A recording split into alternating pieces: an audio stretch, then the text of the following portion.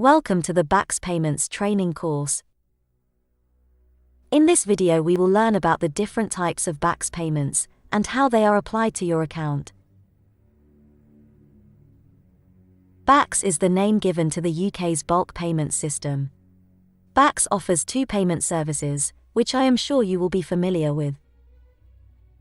The first service is called Bacs Direct Credit, which allows a company to pay money into a bank account. Bacs Direct Credit is used to pay more than 90% of salaries. The second service is called Direct Debit, which allows companies to collect money from a bank account, provided they have the authority of the account holder.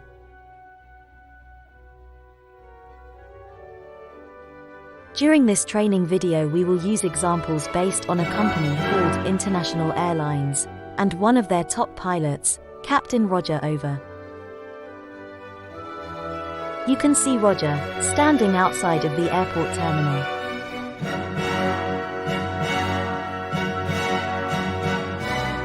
Roger receives his monthly salary directly into his bank account.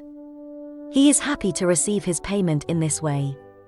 His balance is always updated on the 20th day of each month, or sooner if that is a weekend, and the payment is always present, as cleared funds that he can spend first thing in the morning.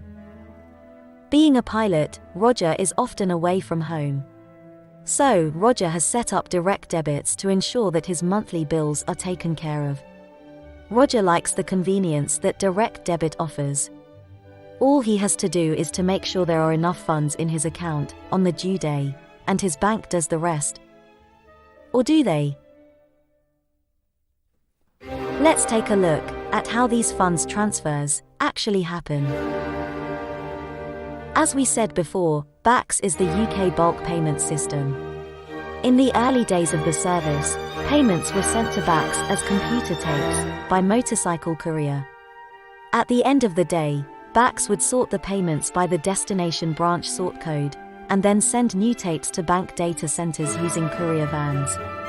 The bank would load the tapes and apply the payments to bank accounts the next day.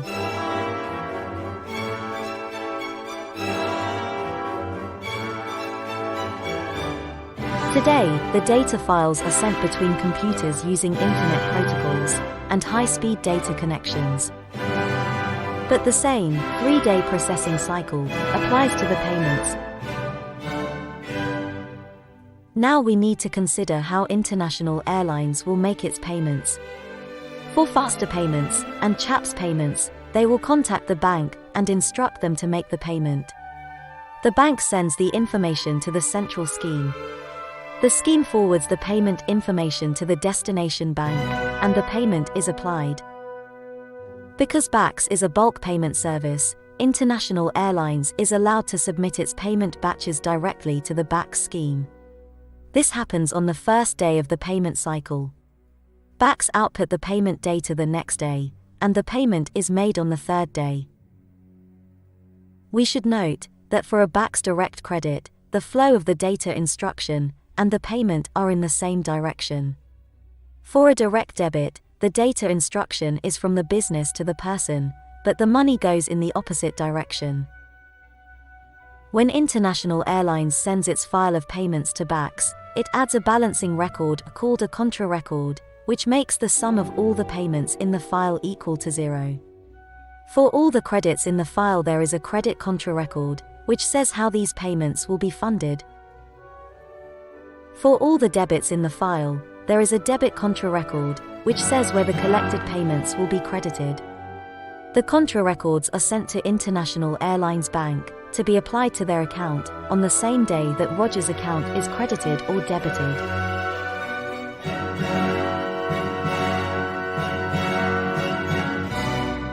We can see that the banks don't need to do very much, apart from applying the payments on the correct day. International Airlines is in total control of when the payments are made.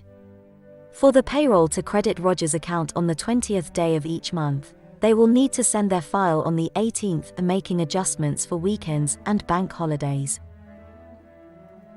If you have enjoyed this video, please subscribe and watch out for more videos shortly.